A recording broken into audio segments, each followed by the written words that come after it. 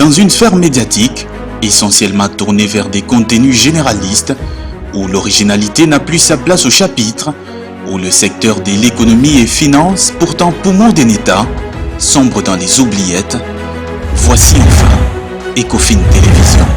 Économie et finance télévision, votre chaîne thématique essentiellement économique, vous offre un contenu original. Nous traitons des questions monétaires, commerciales, énergétiques, minières, pétrolières et environnementales. Notre créneau, vous proposer des informations, des analyses, des perspectives et prévisions économiques. Ecofin Télévision vous permet également de comprendre la coopération entre les États et les institutions, sans oublier l'épineuse question de la dette. Ecofin Télévision, tout savoir sur les investissements, les échanges commerciaux, la balance commerciale et la balance des paiements, le taux d'échange, l'état des lieux de la lutte contre les détournements des finances publiques, la coopération bilatérale ou multilatérale. Ecofin Télévision vous explique comment l'économie nationale est directement liée à l'économie mondiale. Notre particularité fait notre originalité. C'est pourquoi nous disons Ecofin Télévision, mieux que savoir sur l'économie et finance, comprendre.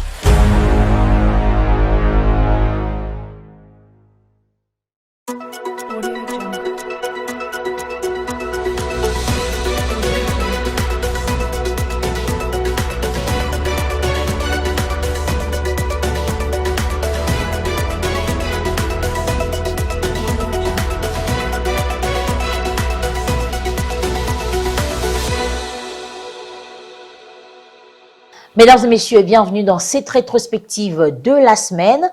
Le studio Maman Angabi a servi de cadre pour le Téléthon en faveur de la Caisse des Solidarités Nationales le lundi. L'initiative est du ministère des Affaires sociales qui veut collecter plus de fonds possibles pour les Congolais victimes des conflits. Le Premier ministre Jean-Michel Samaloukonde a lancé cette collecte des fonds au nom du gouvernement en déposant un chèque de 20 milliards de francs congolais. Suivez.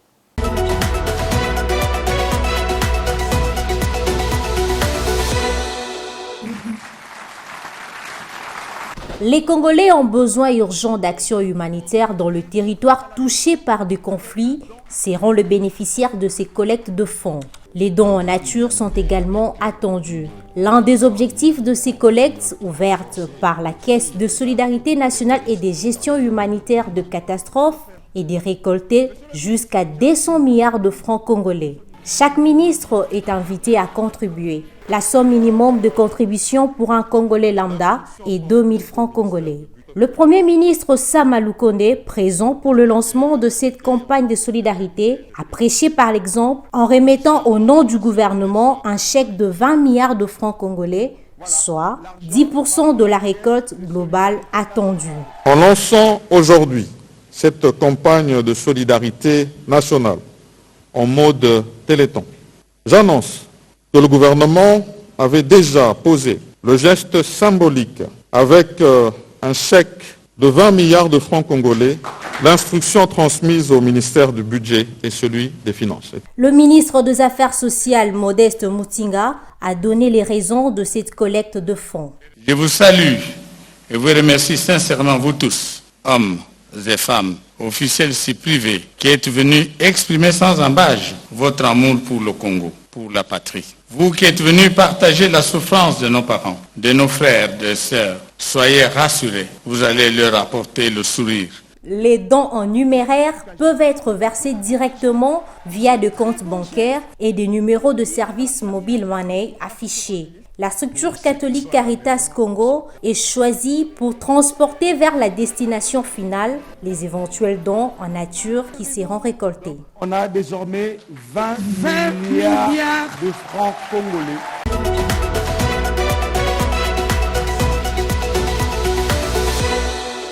La 6e édition de la conférence nationale sur l'énergie en République démocratique du Congo a pris fin le samedi 3 décembre 2022 à l'hôtel Memling à Kinshasa, organisée par la Fédération des entreprises du Congo. Ces assises ont permis au gouvernement, aux régulateurs, aux institutions financières de déceler les défis et les opportunités que présente à ce jour le secteur de l'énergie en RDC. Patrick Lumbala.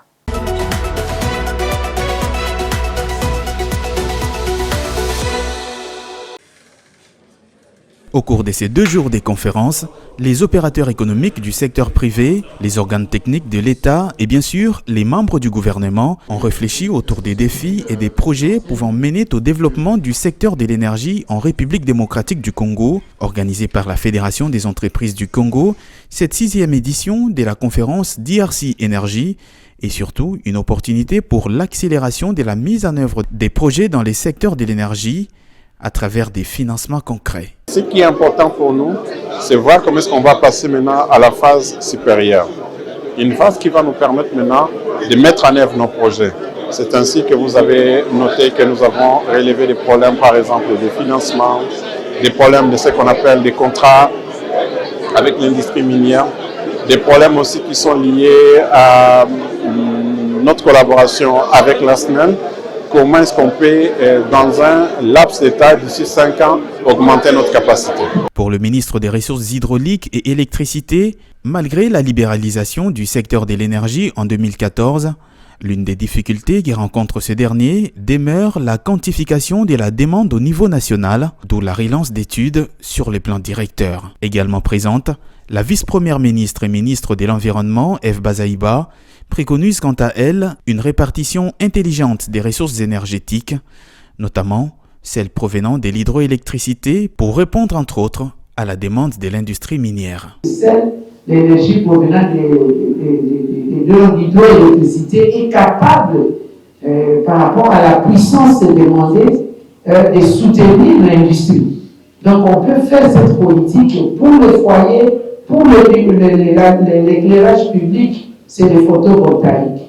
Et notre Ingala et d'autres centrales hydroélectriques soutiennent l'industrie. Le président de la Fédération des entreprises du Congo, Albert Yuma Molimbi, a noté quant à lui l'importance de la collaboration entre la SNEL et la FEC, un partenariat qu'il veut direct. Il a surtout souhaité revoir la Société nationale d'électricité revenir au sein de la Fédération des entreprises du Congo, au vu notamment de son caractère indispensable dans la croissance des entreprises privées en RDC. La RDC fait une solution. Merci beaucoup.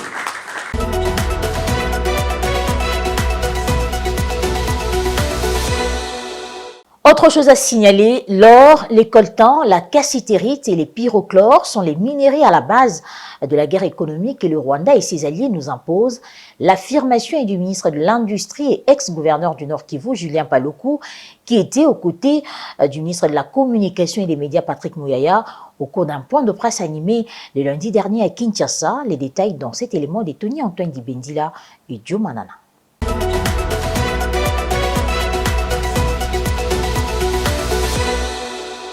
La traçabilité et la transparence des fonds collectés par la campagne des solidarités actuellement en cours restent au cœur des préoccupations d'une importante opinion dans le pays. Pour assurer, le ministre de la Communication et Médias, porte-parole du gouvernement, a détaillé les mesures d'encadrement qui bénéficieront ces fonds et autres dons en nature qui sortiront de ces collectes. Je pense que dans la cérémonie d'aujourd'hui, tout y était. Le gouvernement a donné sa contribution, les membres du gouvernement qui étaient en souscrit, pour commencer, et les fonds ont été directement remis à celui qui est chargé de la coordination de la caisse qui a été créée pour gérer la situation de catastrophe. Les dispositions ont été prises notamment avec l'inspection générale de finances pour s'assurer de la transparence et de la traçabilité. Et d'ailleurs, c'est l'occasion de rappeler que les téléthons ont commencé aujourd'hui, c'était les lancements, c'est une campagne qui va durer 2 mois. Je demanderai aux équipes de la télévision nationale de continuer à partager les détails qui permettront aux Congolais partout où ils se trouvent d'exprimer leur sentiment de solidarité. Dans le cadre de cette campagne de solidarité qui devra durer des mois, plus de 200 milliards de francs congolais sont attendus.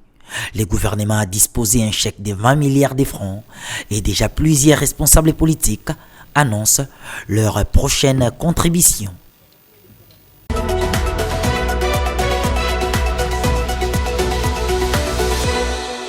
La 52e assemblée plénière du Forum parlementaire de la Communauté de développement de l'Afrique australe a ouvert ses portes le lundi 5 décembre à Kinshasa. Le rôle du Parlement dans le cadre du renforcement du cadre législatif pour la paix et la sécurité dans la région de la SADC est le thème retenu. Suivez.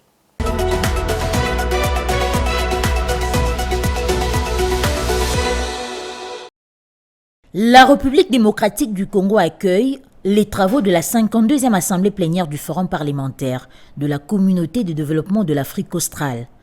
Invité de marque de ce forum, le chef de l'État Félix-Antoine Tshisekedi Tshilombo, président en exercice de la SADC, a rehaussé sa présence à la cérémonie d'ouverture de ses assises. Une cérémonie à laquelle ont pris part les présidents de 2 chambres du Parlement, Christophe Mbosso, président en exercice du Forum parlementaire, et Modeste Bahati, président du Sénat, ainsi que plusieurs délégués des pays africains, membres de la communauté. Placé sous les thèmes « Le rôle du Parlement dans le cadre du renforcement du cadre législatif pour la paix et la sécurité dans la région de la SADC », la 52e assemblée plénière du Forum tombe à point nommé en RDC qui vit une situation sécuritaire et humanitaire très difficile causée par l'agression du Rwanda dans l'est du pays sous couvert du groupe terroriste M23. Le Forum parlementaire de la SADC, qui se veut une émanation des populations, devrait concourir et renforcer l'intégration et la coopération régionale, a indiqué le président de la République démocratique du Congo dans son discours d'ouverture des travaux. Pour le cas de la RDC, le chef de l'État a stigmatisé l'insécurité persistante dans l'est du pays. Il est de notoriété publique que ces assises s'ouvrent, comme l'a indiqué l'honorable président de l'Assemblée nationale de la République démocratique du Congo, dans un contexte crucial marqué par l'insécurité persistante dans la partie est de notre territoire, en particulier dans le Nord Kivu, en raison de la prolifération des groupes armés et notamment du Rwanda sous couvert du groupe terroriste du M23 qui s'adonne impunément à des massacres et autres actes odieux consécutifs de crimes de guerre et de crimes contre l'humanité.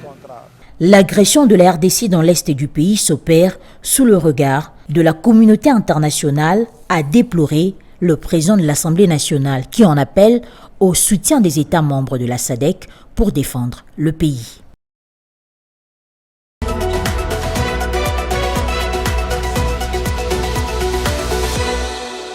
L'UNICEF a besoin de 862,4 millions de dollars américains pour répondre aux besoins aigus des plus de 8 millions d'enfants congolais, dit l'agence onusienne dans un communiqué publié lundi 5 décembre dans le cadre de son appel mondial pour l'action humanitaire en faveur des enfants pour 2023.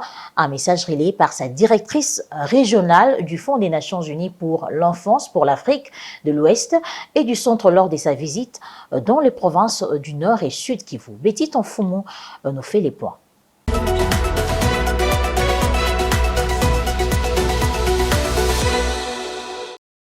Dans le cadre de cet appel, l'UNICEF en République démocratique du Congo vise à apporter son aide à 11 millions d'enfants de moins de 5 ans grâce à la vaccination contre la rougeole.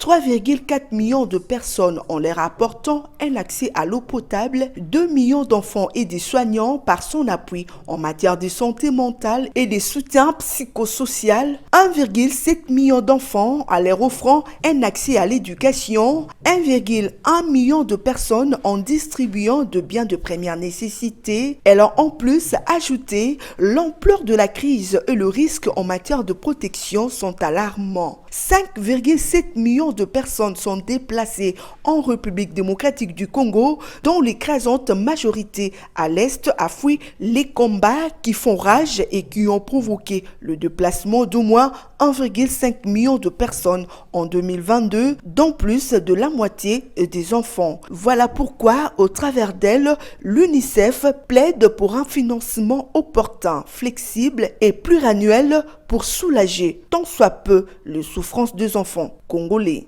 Excellencies, you can count on UNICEF to be part of this exciting journey.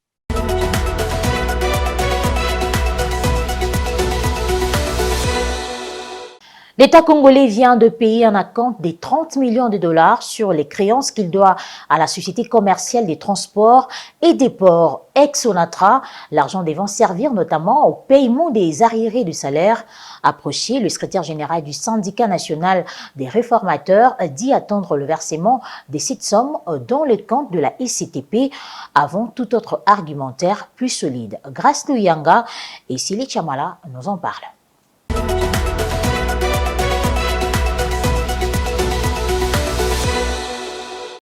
Que l'État congolais aurait payé 30 millions de dollars à la SCTP sur la créance qu'elle détient sur cette entreprise. Jusque-là, les gestionnaires de cette dernière ne nous ont pas encore livré cette information. Et d'après eux, le dossier est en cours de traitement. Donc, moi, jusque-là, je me réserve en tant que syndicaliste. Je ne peux me fier qu'à l'information qui me sera donnée par les gestionnaires, le mandataire de cette entreprise. Or, jusque-là, on nous dit que ce n'est pas encore un dossier conclu. Les démarches sont en cours. Je ne peux que m'en réjouir et demander à l'État congolais d'intervenir. Ce n'est pas une faveur, madame. Ce n'est pas une faveur. 30 millions de dollars aussi par rapport aux besoins ou à la situation actuelle de cette entreprise, c'est rien. C'est rien. Et il revient aux autorités gouvernementales de s'impliquer pour sauver cette entreprise parce qu'il y a autant de Congolais qui souffrent, qui meurent nuit et jour suite à la souffrance. Alors, c'est une créance de la STTP sur l'État congolais. Alors, il revient à l'État congolais de s'acquitter pour sauver des vies humaines. Et il revient maintenant au mandataire, une fois cette créance est payée, de prioriser les dépenses.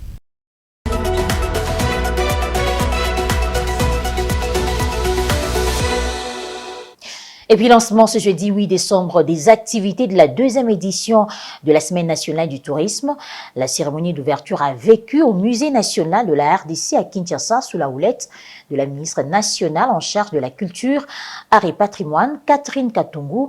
L'objectif est de valoriser l'industrie touristique de la RDC et par conséquent la diversification de l'économie nationale. Patrick Lumbala pour le commentaire.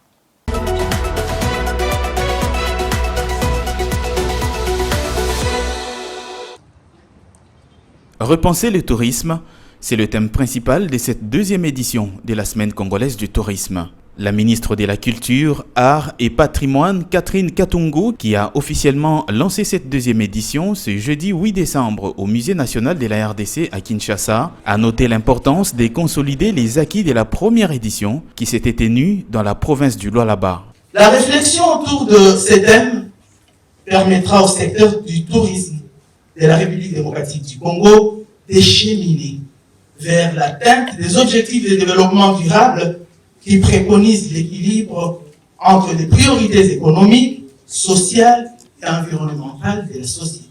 Le succès des travaux de ces forums nécessite l'implication de chacun de nous tous ici. C'est pourquoi je vous souhaite des échanges fructueux pour consolider les jalons posés par la première édition de la Semaine congolaise du tourisme, tenue à Kolwezi, au Lualaba, en 2021, afin que le tourisme soit véritablement un levier de développement durable pour notre pays. Placée sous le haut patronage du chef de l'État, cette initiative portée par le ministère du Tourisme est de faire de ces secteurs un véritable levier de la diversification de l'économie nationale et surtout faire rayonner l'industrie touristique de la République démocratique du Congo au travers notamment de ses sites situés dans les différentes provinces. En fait, vous savez, le secteur du tourisme, c'est un secteur aussi générateur de recettes. Et ça, c'est la vision de son Excellence, Monsieur le gouverneur de la province du Haut-Katanga, je cite Jacques Kaboula, il veut faire du tourisme une source de recettes pour diversifier l'économie de la province du Haut-Katanga. Comme je l'ai dit au début là, la province du Haut-Katanga n'est pas seulement minière.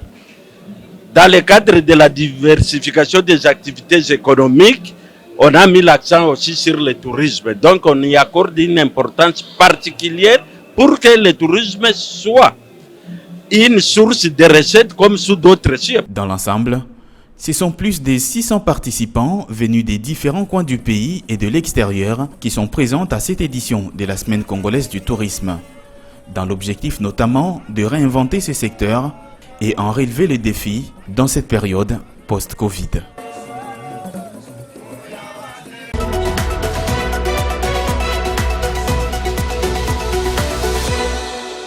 Le monde entier célèbre la journée internationale de lutte contre la corruption le 9 décembre de chaque année. Dans ce cadre, l'inspecteur général des finances, chef de service Jules Alinguete, a appelé la communauté nationale tout entière à s'y ranger derrière le chef de l'État dans sa vision de la lutte contre la prédation financière et de l'implémentation de la bonne gouvernance. Il a dit dans ce reportage de Grace Luyanga et Joe Manana. Regardez.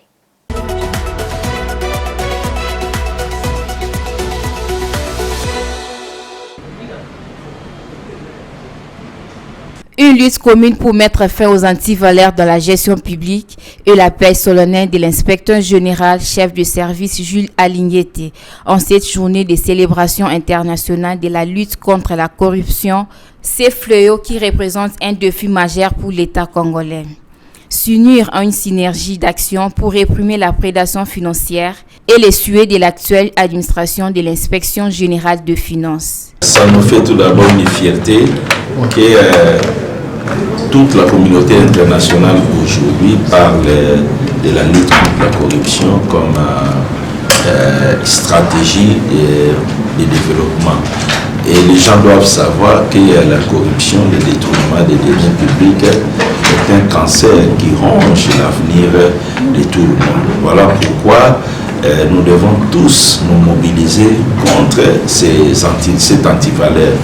Nous en appelons à cette occasion à toutes les institutions de la République, le Parlement, le gouvernement, les cours et tribunaux, les organes de contrôle, la Cour des comptes, CNRF, l'Inspection générale des finances, les ONG, les quatrièmes pouvoirs, la presse et toute la population congolaise de se ranger derrière le chef de l'État, son Excellence Félix Antoine Tshisekedi Tshilombo, dans sa vision de lutte contre la corruption et les antivaleurs dans la gestion publique.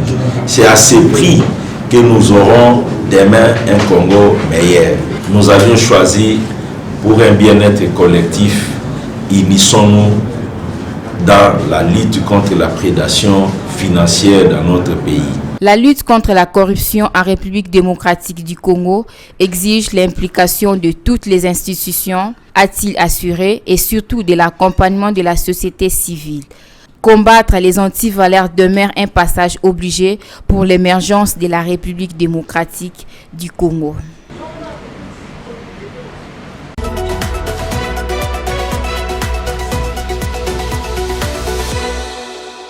Le secteur minier de la République démocratique du Congo a maintenu sa dynamique ascendante dans la production du cuivre au cours des 11 premiers mois de l'année 2022. Si la Générale des carrières et des mines n'a produit que 4114 tonnes de cuivre au cours de la même période, les sociétés privées du même secteur en RDC ont explosé la production allant jusqu'à plus de 2 millions de tonnes du métal rouge.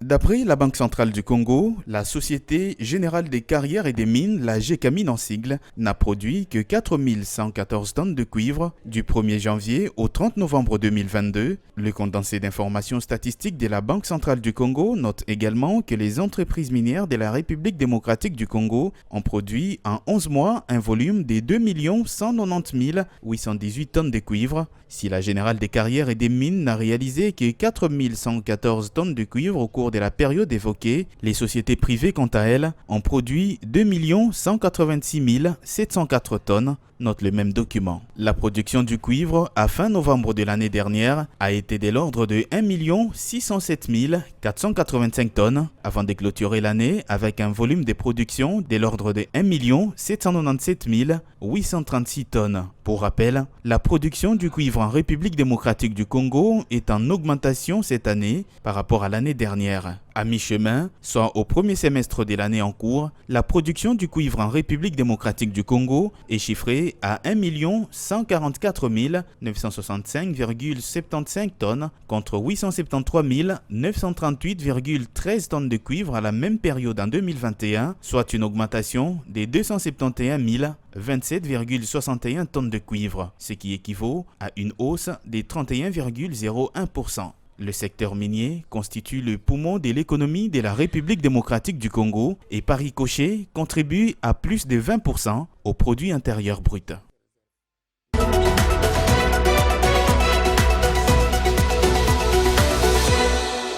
Fin de cette rétrospective de la semaine. Bon week-end sur vous.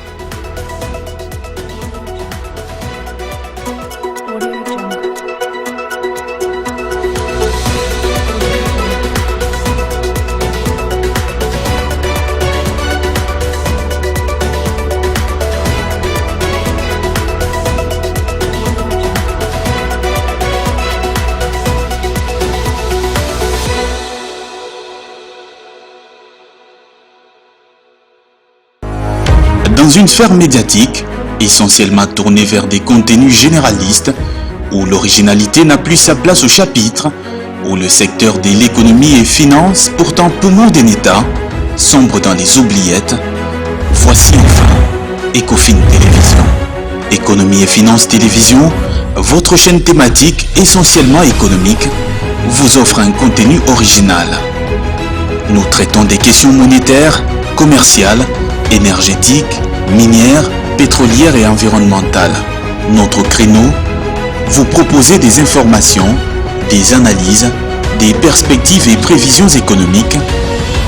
Ecofin Télévision vous permet également de comprendre la coopération entre les États et les institutions, sans oublier l'épineuse question de la dette. Ecofin Télévision, tout savoir sur les investissements, les échanges commerciaux, la balance commerciale et la balance des paiements, le taux d'échange, l'état des lieux de la lutte contre les détournements des finances publiques, la coopération bilatérale ou multilatérale. Ecofin Télévision vous explique comment l'économie nationale est directement liée à l'économie mondiale. Notre particularité fait notre originalité. C'est pourquoi nous disons Ecofin Télévision, mieux que savoir sur l'économie et finances, comprendre.